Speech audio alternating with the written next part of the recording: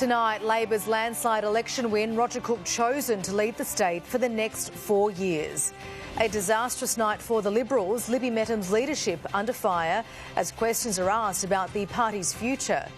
A northern suburbs e-scooter accident leaves a rider fighting for life.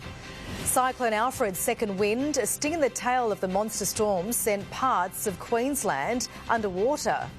And inside the mass emergency to save ADF heroes from their upturned trucks in the flood zone. This is 9 News Perth with Tracy. Good evening. An emotional Roger Cook has choked back tears reflecting on Labor's third landslide election victory. The Premier set to lead the state for the next 4 years, with the Liberals once again facing a disastrous defeat in a polling day marred by long queues and ballot paper shortages. Once an unelected Premier, now untouchable. Roger Cook leading Labor to another whitewash. Labor is back, and they are back in a big way yet again. On course for their second greatest election result in history, securing at least 40 seats. Today, Western Australia has voted for a future which is made in WA. Roger Cook, his own man. Have you stepped out of Mark McGowan's shadow? Well, obviously, we're delighted with the result tonight. What's your first order of business? Well, first thing we have to do is bring the government back together and bring the parliament back together. Pundits positive. I think that this is an incredible personal endorsement for Roger Cook. Coming after Mark McGowan, it was a hard act to follow. Today, capping the conquest with a coffee and a kiss. We are excited about the next 4 years, but obviously we now have to get back down to work. The dad from Kwinana choking up, thanking his family. Had the opportunity at home to give him a hug. That was wonderful. Thanks. That's enough. Tears after what was supposed to be a correction election. But as counting came in, the Liberals decimated. We may need to rename this because this is no longer Liberal heartland. Kareen, one of the few falling back to blue, sending a sitting member on the rocket to retirement. Farewell to Paul Lilburn. But other electorates that had to turn look like remaining red. It's not the seat that it was 20 years ago. Libby Metham conceding in Cottesloe. We know democracies aren't perfect. Neither are timings, a clash between concession and victory speeches. It is a system that we must all respect. And the people of Western Australia have... Good evening, friends. Tonight, counting continues. Some seats still in play. Kalamunda, Kalgoorlie and Murray-Wellington could all change hands, while an outcome in Fremantle may be days away. An independent in the box seat to unseat a sitting minister. In that particular electorate, there's a very high level of concern around a lot of issues to do with conservation in the environment. Lessons to learn, the regions punishing Labor at the ballot box. For the first time since 1947, the Nationals have secured the seat of Geraldton in their own right. Part of an 18% swing against the government, but those votes didn't all flow Conservative, the Greens gaining the balance of power in the upper house. I'm very excited that I will no longer be alone in Parliament. The role of the Electoral Commission under scrutiny, lines too long, ballot papers too few. I want to be clear. I will do a full and thorough investigation into what has occurred. I just want to say that it was unacceptable yesterday. We were disappointed with the WAEC's running of the election yesterday. The Commissioner cutting off questions. Okay, thank you. I have to get back to the count, so thank you all for your time. While the Liberals need to investigate how it went so wrong again. It was always going to be a lumpy swing. It was going to be seat by seat. Labor has become the natural party of government in Western Australia. Labor's massive majority gives Roger Cook a mandate, now able to establish his own legacy. No longer just the man who took over from Mark McGowan. He also wants to be the Premier who makes manufacturing a cornerstone of our economy. Jobs, child assistance payments and a racetrack also part of his plan. One the people endorsed in a landslide. Conor McGovern, 9 News. 4 years on from the red wave that flooded our state, and the WA Liberal Party has failed to make up any significant ground. The catastrophic defeat leaving more questions than answers as Libby Metham's leadership hangs in the balance. doubling in size but still lacking in numbers. Is this the result I hoped for? Of course not. Tipped to be a correction election, the Liberals were hoping to snatch back key seats Labor flipped in 2021. But the polls show it's the Liberals campaigning that needs correcting. There's obviously a number of factors, but it has been a significant challenge for us. We just have to take stock and learn from it. The party securing at least 5 seats in the lower house, ruining their chances for an even playing field in 2029, which could see Labor elected for a 4th term. More soul-searching now needed, with an official merger with their country counterparts on the table. Would be the Queensland model of a Liberal National Party. Yeah. That would be sensible. I would want to work with the Liberal Party going forward. We need to actually defeat Labor. We need to work together. There is no doubt that working closer with the National Party would only be, a positive. The embattled party did manage to take back the Oceanside seat of Careen, win Nedlands and retain Cottesloe, with polling also in their favour in the Hills. The shock result for the Liberals is being felt even more so in key seats like here in Scarborough. It flipped red for the first time in decades back in 2021, but this year the Liberals didn't do enough to flip it back. I'm the leader of the Liberal Party. I have to accept responsibility for the outcome. That leadership now in doubt, thanks to a big personality securing a small win in Churchlands. We could win a bunch of seats, but none of them would come easily, and I always said, including Churchlands. Former Perth Lord Mayor Basil Zemplis taking the state's most marginal seat. Within hours, cheers became smears. The high-profile broadcaster's office defaced, targeting his ties to the Seven network. Libby met him tonight bracing for a potential leadership change, conceding it's now in the hands of her new colleagues. It is important that whoever the leader is going forward is the leader going into the 2029 election. Holly Edward-Smith, 9 News. Counting has stopped for the night, with some seats still too close to call. Live to state politics reporter Connor McGovern at Parliament House. Connor, where does the government go from here? Tracy, it all hinges on the seat of Fremantle. Simone McGurk is fighting for her political future.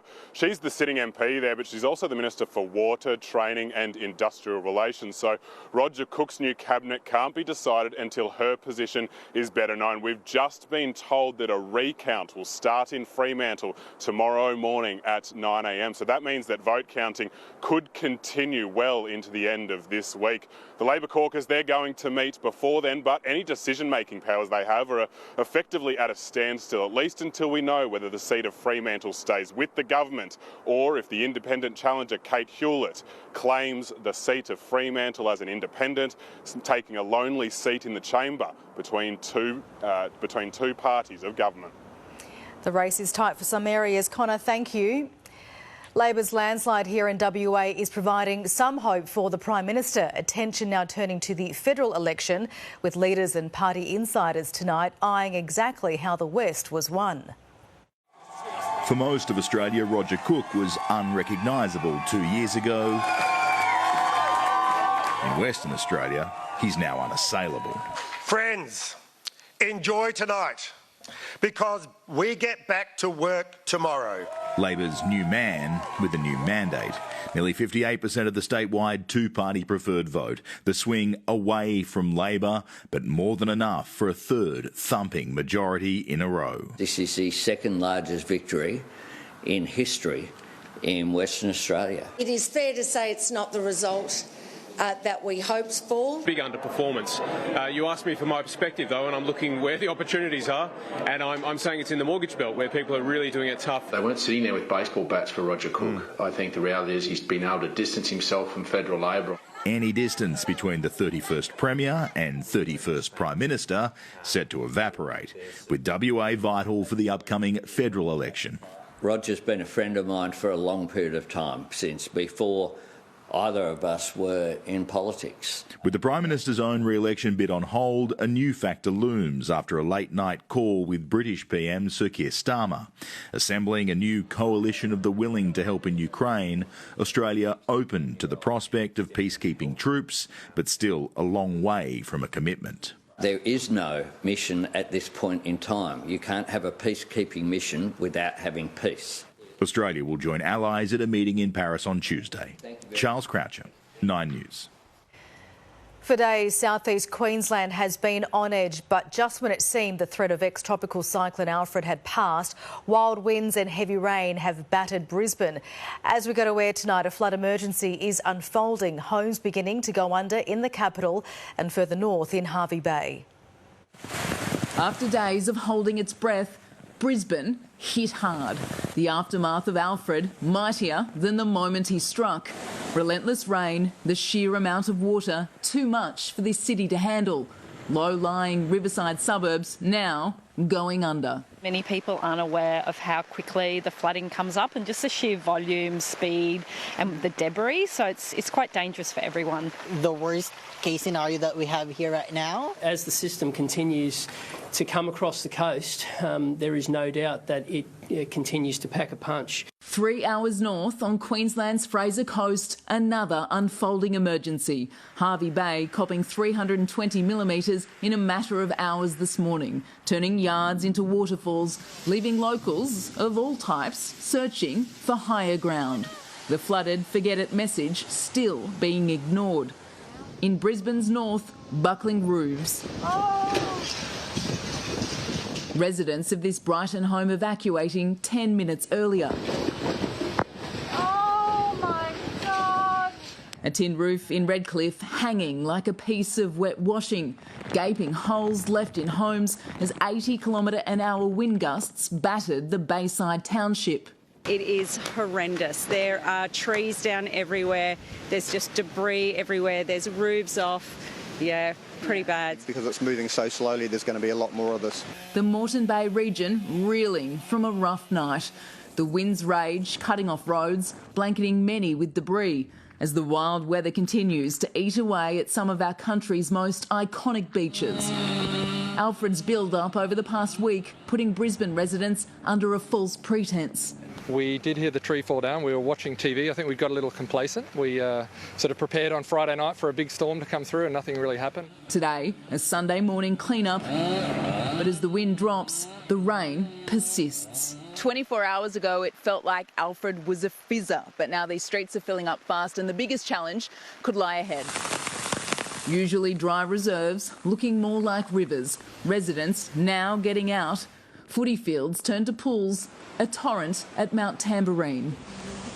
On the Gold Coast and further inland, floodwaters fast becoming a sport of sorts. Others won't be out on the water anytime soon. But there were small wins today as power returned for some.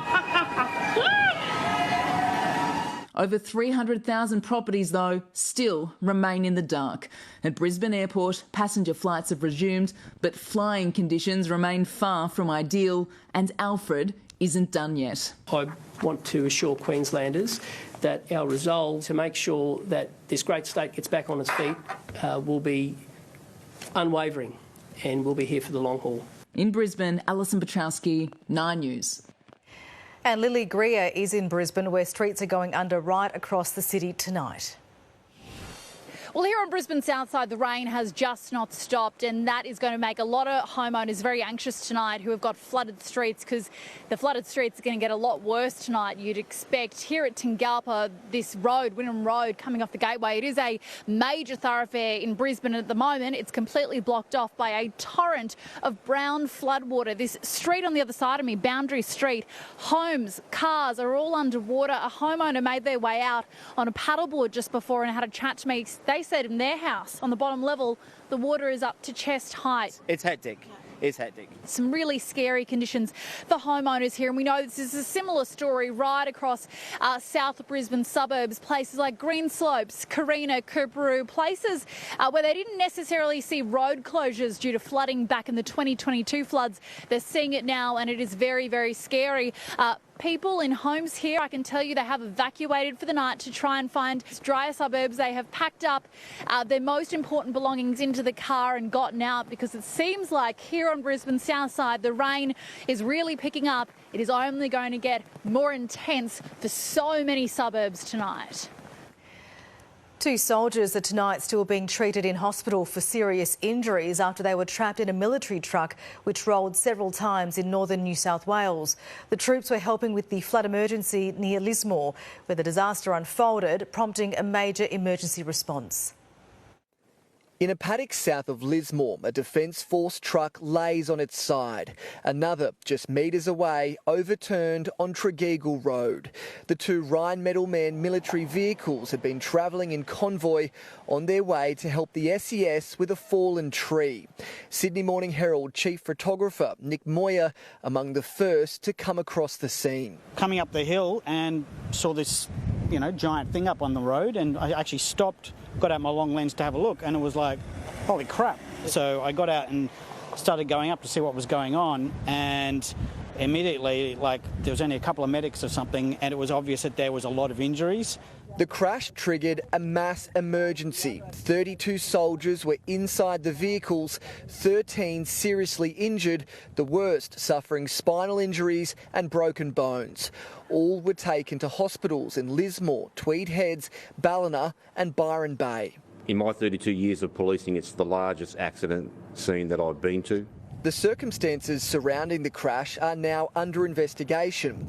Police say the first truck lost control on the wet and winding road, rolling several times before ending up in the paddock. The vehicle following directly behind locked up and tipped as the driver tried to avoid a collision. I can say that all of them were wearing seatbelts, and there is a 4-point harness in the rear of those large trucks, and certainly the injuries were lessened because all of them were wearing those seatbelts. The conditions are treacherous, and if you don't know the roads and if you're not used to driving on these narrow country roads, it can happen to anyone. This afternoon, the Prime Minister visited Gallipoli Barracks in Brisbane, where the injured soldiers are based. Hey guys, how you going? Thanks for your service. Anthony Albanese offering his sympathy to their comrades. I know that you'll all be feeling it as well with the incident last night, and we certainly hope and pray for full recovery for those involved. That will make it very tough, because I know that you all regard each other as family. At the time of yesterday's crash, the military temporarily grounded their fleet of vehicles. Today, they're back out with personnel helping this region, but there is an investigation into these trucks and if they have any mechanical issues. While the crash is an unfortunate incident in the ongoing emergency, Premier Chris Minns today reinforced how crucial defence support is in times of need. The bottom line is we need you. They do an incredible job and we're very grateful for it. In Lismore, James Wilson, 9 News. For an update on the condition of the soldiers undergoing treatment, here's James Wilson from Lismore Hospital. News is improving here in the Northern Rivers tonight following that horrific ADF vehicle crash. The latest figures we have are that 12 troops remain in hospitals scattered throughout this region. Just 2 now are in a serious condition staying here at Lismore Hospital. In the past few hours, crash investigators from police have arrived and interviewed those troops who are injured at their bedside. They spent around 45 minutes inside, no doubt trying to figure out exactly what caused this crash. We've also seen a number of other troops visiting their comrades, their colleagues, their friends at their bedside, checking in on the injured. And some latest news as well. It's understood the Prime Minister, Anthony Albanese, will now make a trip down to Lismore tomorrow to also pop into the hospital and visit those soldiers to check in on their condition. A man is fighting for life following an e-scooter accident in Wanneroo this morning. Live to Amber Wilkinson at Royal Perth Hospital. Amber, what happened? Tracy, well, witnesses say they saw the man in his 40s go flying off his e-scooter, rolling along the pavement, suffering critical injuries, including to his head. Now, this happened on Wanneroo Road around 10:30 this morning, and part of the road was closed off for more than an hour as emergency services rushed to the scene. Now, that included multiple paramedics as well as a critical care unit who tried to help the man. He was then rushed under lights and sirens here to Royal Perth Hospital's emergency department, undergoing a CT scan this afternoon, but he will be monitored overnight. Tracy. All right, Amber, thanks for the update. We began our Sunday with a fresh morning before the sunshine kicked in. Scherri-Lee Wiggs, the cool weather won't last. Classic autumn, Trace. A little glimpse into the cooler months, always followed up by some summer-like days. Not in the single digits just yet, but it got down to 11 degrees in Jandakot and Bickley this morning. Forestfield, Gooseberry Hill and Swan Valley also woke to lows of 13.7, 15 degrees closer to the city. But it was a beautiful sunny day and the sea breeze came through after lunch, so we reached a top of 26 degrees just after 2 o'clock. Now, the West Coast trough will direct some hot weather into the south of the state, so we will see the mercury climb over the next couple of days in Perth, peaking in the mid-30s. But in true autumn fashion, Trace, it will be followed up by some cooler conditions and maybe some showers. Don't mind the mixed bag. All right, Sherry, we'll see you soon. Thank you.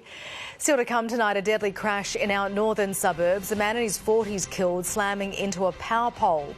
Also ahead, Vladimir Putin's message to women, why he says they're helping Russia win the war. A protesters' sit-in atop a London landmark, how it ended. And a cyclone bandit who went to unbelievable lengths for an ice cream. That's still to come.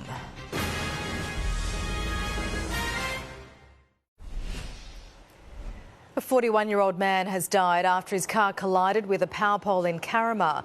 Police say the white Holden Trailblazer came off Flynn Drive just after 1 this morning, killing the driver, who was the only person inside the vehicle. Major Crash are now investigating, asking anyone with dashcam footage to come forward. More than 20 people have been killed and dozens more injured in one of the deadliest attacks on Ukrainian civilians so far this year. It follows Donald Trump's pause on military aid and intelligence sharing with Kyiv and his sanction threat against Russia. Explosions ring out.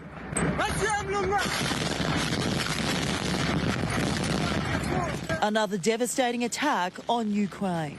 Russian strikes in the embattled Donetsk region, killing more than 20 civilians and injuring dozens of others, including several children. The attack coming just days after the US halted its military aid and intelligence sharing. Ukraine's president saying, literally every day Russia proves with its cruelty that nothing has changed. They are thinking not about how to end the war, but about how to destroy and capture more. Ukraine and Russia celebrating International Women's Day with their own messages, including this from Vladimir Putin. Your love, loyalty gives strength to our soldiers, strengthen their spirit and unwavering faith that the truth and therefore victory is on our side. President Zelensky will head to Saudi Arabia next week to meet with the Crown Prince before Ukrainian and US officials begin talks about ending the war. In Washington, D.C. and Kyiv, protesters took to the streets urging the US not to abandon Ukraine. Donald Trump wants the war to end, but first, a round of golf. In London, Hannah Sinclair, 9 News. More than 1,000 people have been killed in clashes between Syrian security forces and gunmen loyal to former President Bashar Assad. A war monitor is reporting more than 745 civilians are among the dead, including women and children from the Alawite minority. Many of those have family in Australia.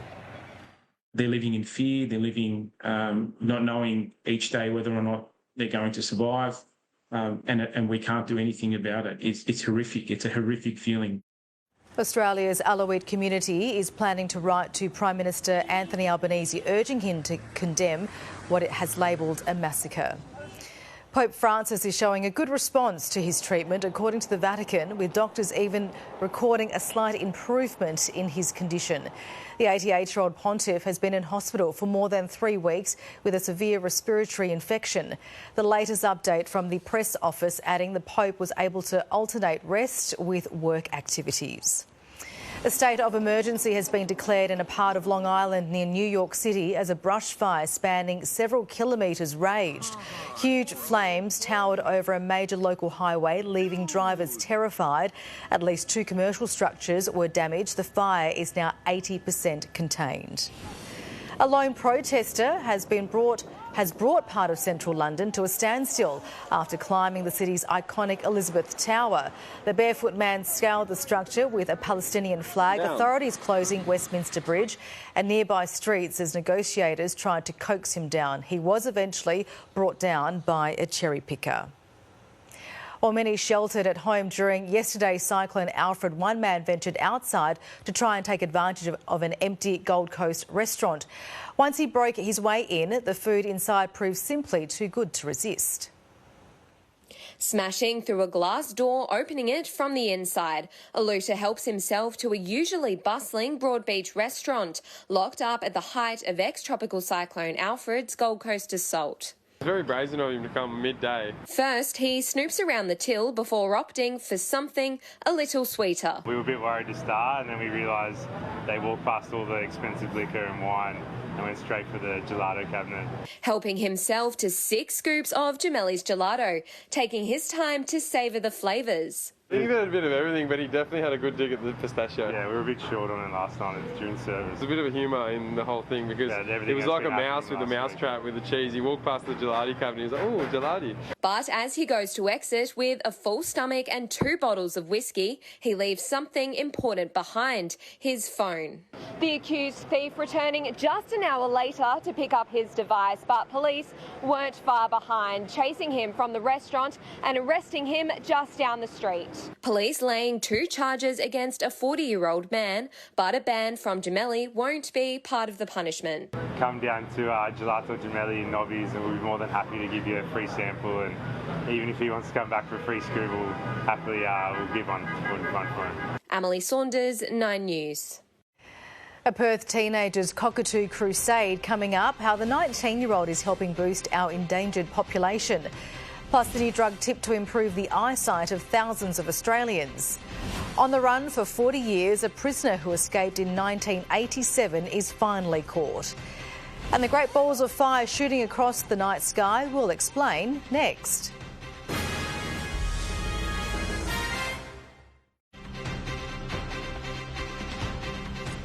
WA's endangered black cockatoos have been given a population boost, all thanks to a 19-year-old, Eva Chislovsky, organising a run at Cottesloe Beach today, raising money for artificial breeding grounds for the birds to nest in. They are a short-term solution and they can last up to 75 years in the wild and breed generations of birds. I just love kind of rallying people together, having a bunch of fun and making a difference at the same time. Almost $5,000 has been raised for the Carnaby's Crusaders. A life-changing drug is now available for elderly Australians suffering from a crippling eye condition. Retinal vein occlusion causes vision loss and can't be cured, but it's hoped the treatment will improve sight for tens of thousands of patients.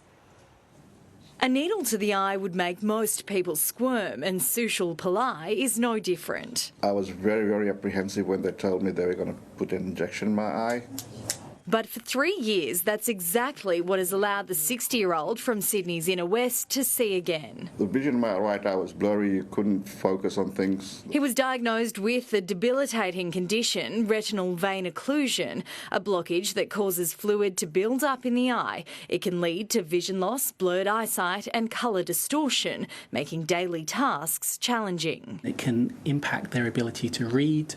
It can impact ability to hold a driving licence. The first injectable eye treatment, Vabysmo, works to stop the blockage. You can see how, with regular therapy, we've been able to clear this fluid.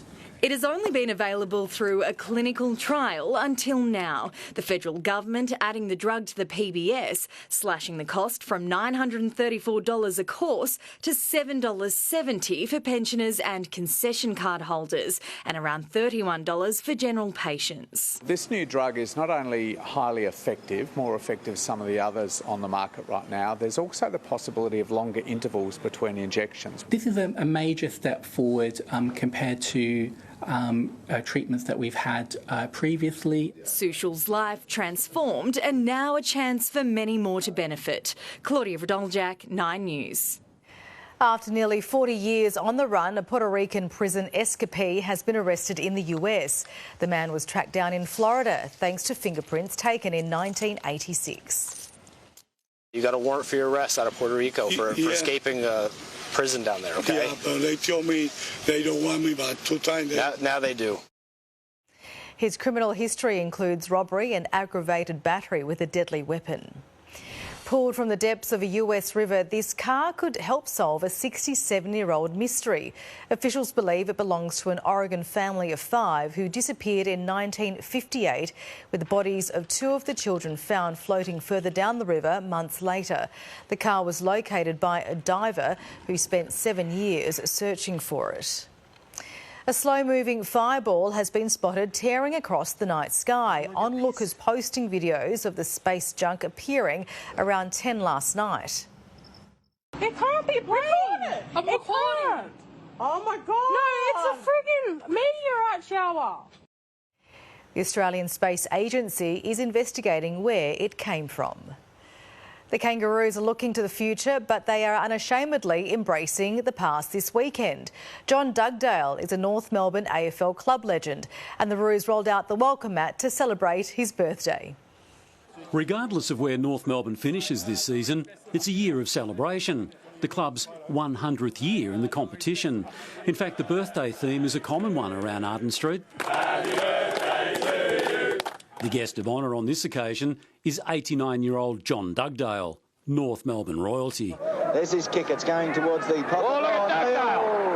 Dugdale went up a mile. Neil seemed to have the set, but Dugdale showing beautiful anticipation. Like nearly 40 years I ate here, and you see what it's used to be to what it is now. It's unbelievable.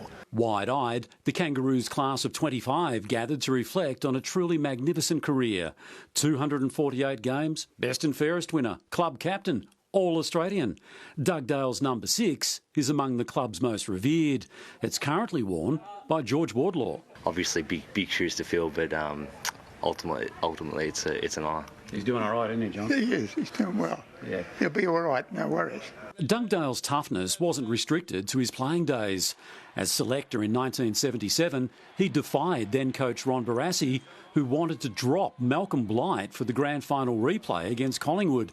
Dugdale and his fellow selectors outvoted Barassi 3-1. He got the best out of players because he was such a fearsome sort of a guy, and he made sure that the players did the right thing. History will show that North Melbourne won the flag in 77 and Blight was among the best players, the victory reaffirming Ron Barassi's legend status. The Dugdales are a mini dynasty at Arden Street.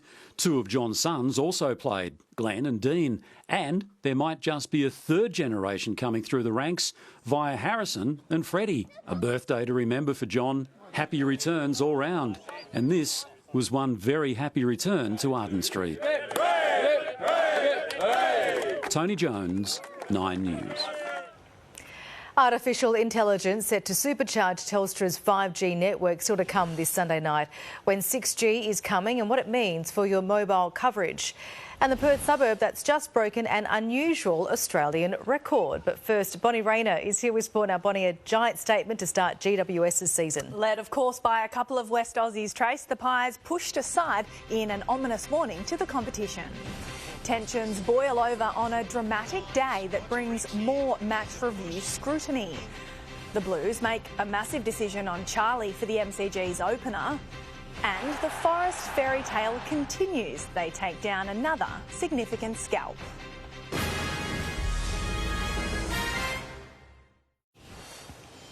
The Giants have made an opening round statement, thumping Collingwood by 52 points in Sydney. Finn Callaghan unstoppable through the middle with 33 disposals and 2 goals.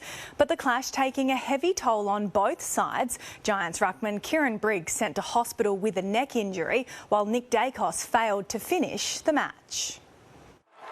A clinical display and a huge win to open the Giants' 2025 season. You can't make a better first impression than that if you're the Giants. An absolute dominant performance. WA product Sam Taylor popping up in the front half and booting the first goal. Flirts with the goal post, but it's there. Fellow West Aussie and former Giant Bobby Hill opening the Pies account for the year. Goal line, danger, was it touched? Bobby! Some big names missing the clash, the big hits still coming. There'll be a stop here. It's friendly fire too. GWS ruckman Kieran Briggs sent to hospital after colliding with Taylor. A similar incident between Richmond's Sam Layla and West Coast Ruben Jinby in the pre-season, which saw Jinby escape suspension. From what I saw on the replay just on the screen, it just looked like a football incident, but again, I could be wrong. The Giants' foot speed too much for the Magpies. Finn Callahan showing his game as elevated in 2025 after knocking back huge offers to stay at the Giants. Can he do it from there, Callahan? Spears it towards goal. Bang! GWS 23 points up at the main break. The physicality showing no signs of slowing. Membry by hand. Oh! Even the coaches exchanging words on the boundary.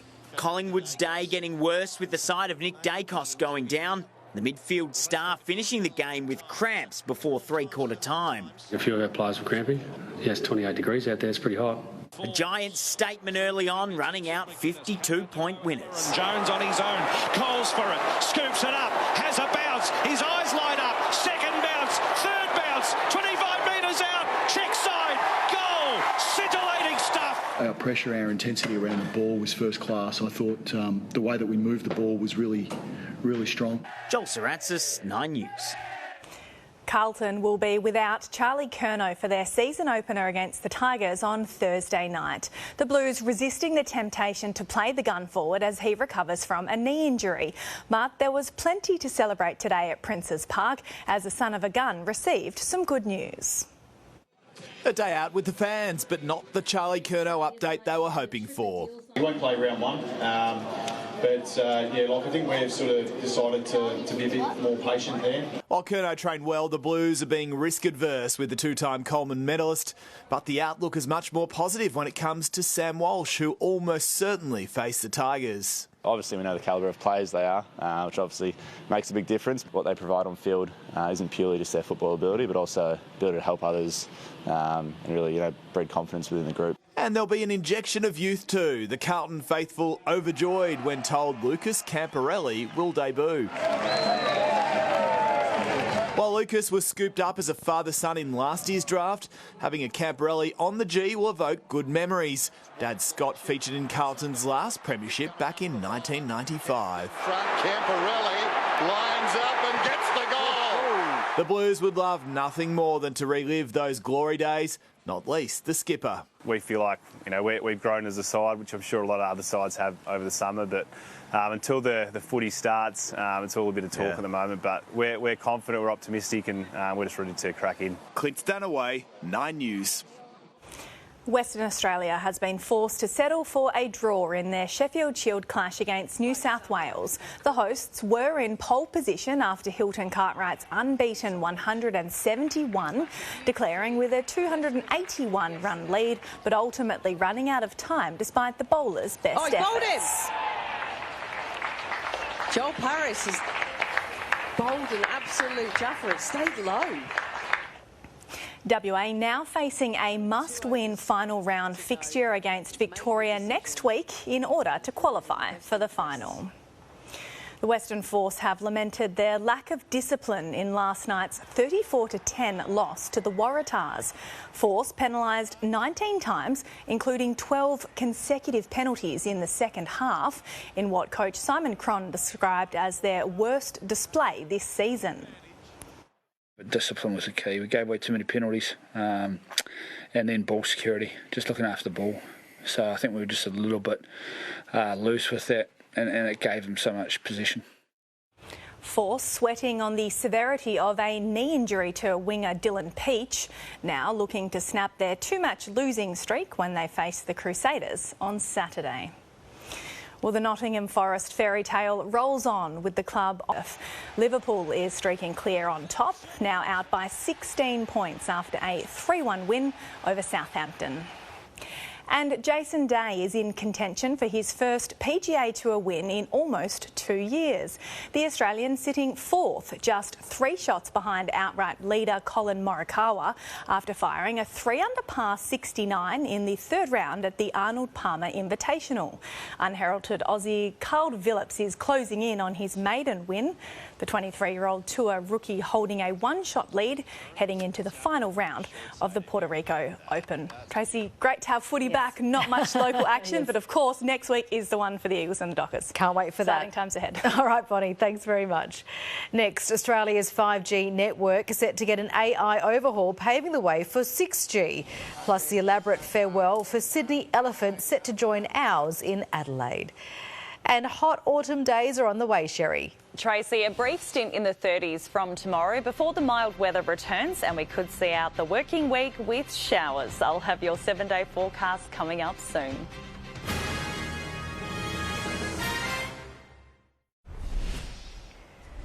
Australia's 5G network is getting an AI overhaul as Telstra lays the groundwork for a 6G future. Soon, text messages will work in every corner of the country, thanks to deals with Elon Musk's Starlink. Armed with a 4-year plan and $800 million to spend, Telstra is upgrading the brain within every one of its mobile towers. We're going to make our 5G network the most advanced, the most reliable and resilient in the country. The telco claims speeds will improve first. Soon after, artificial intelligence, which will help Telstra predict and improve connections for customers when they need it, and lay the foundation for the arrival of 6G. Just like 4G got better over time, 5G will get better, faster, more efficient, and so we can expect better things from the existing networks as they get ready for the next thing. 6G isn't expected until about 2030. How fast it will be and the standard it has to meet is still being discussed by world leaders. In planning for the future, the government will draw on lessons from the experience of the 3G switchover, said Australia's Communications Minister. The government and industry will continue to work collaboratively to protect the public interest. You'll see robots talking to other robots and talking to vehicles and wearables. It's going to be immersive. Good news is you won't have to wait for 6G to be able to send a text from anywhere in Australia.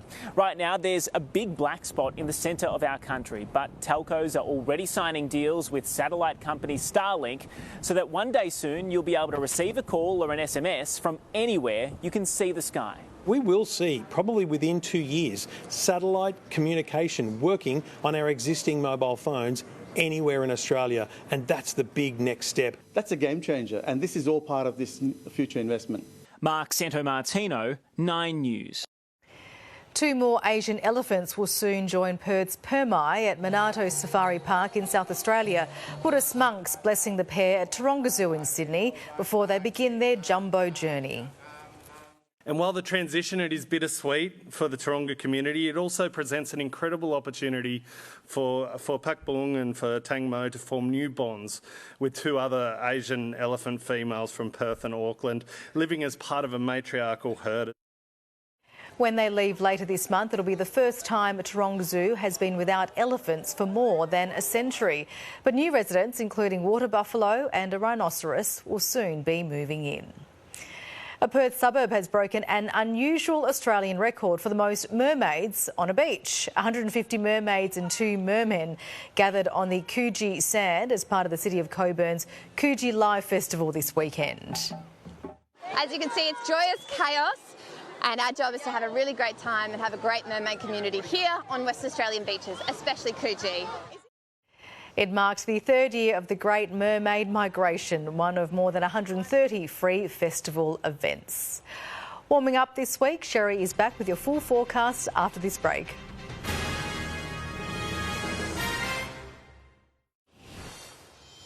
Welcome back. Well, it's been a mild and pleasant weekend. We started the day with a fresher morning at 16 degrees. The mercury only jumping up by 10 degrees mid-afternoon to 26, and right now it is still hovering just over 21. Looking to the east coast, an ex-tropical cyclone Alfred has weakened but will continue to bring heavy falls. Early this morning, Hervey Bay recorded just over 261 millimetres. 108 of that fell in just an hour. It was their wettest day on record for 26 years. Gusty winds and swells will continue to impact southeastern Queensland and northern New South Wales until early next week. We can expect to see accumulated rainfall up to 600 millimetres in regions north of Port Macquarie as the system continues inland.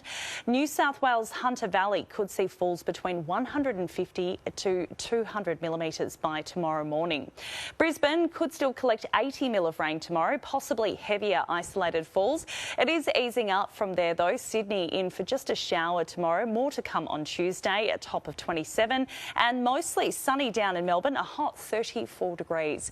Looking around WA, and with some increased storm activity and cloud cover, the heat isn't quite as intense in the north of the state as it has been. Newman heading for 39 degrees. There is a strong wind warning for the Geraldton coast tomorrow. Jurien Bay is heading for 31. Early showers down in Albany and a cooler top of 21. Quick check of coastal conditions. Season swell peaking at 2 metres around Perth. Winds tending east to southeasterly at 15 to 20 knots. And it is starting to warm up across the suburbs. Mandurah and Rockingham still just hanging on in the high 20s tomorrow. Another morning on the fresher side for Perth, down to 16 degrees, but a sunny top of 31 to follow. Those cool mornings won't last though, gradually warming this week. The hottest day will be Tuesday at 34 degrees, but the burst of heat will soon disappear as a cold front moves through, dropping to 27 by Thursday, and the chance of showers both Thursday and Friday, which is just signs that we are heading into those cooler and wet months now, Trace. All right, Sherry, thanks very much. That's 9 News is Sunday, the 9th of March. Thanks for your company. From the team, enjoy your evening. Good night.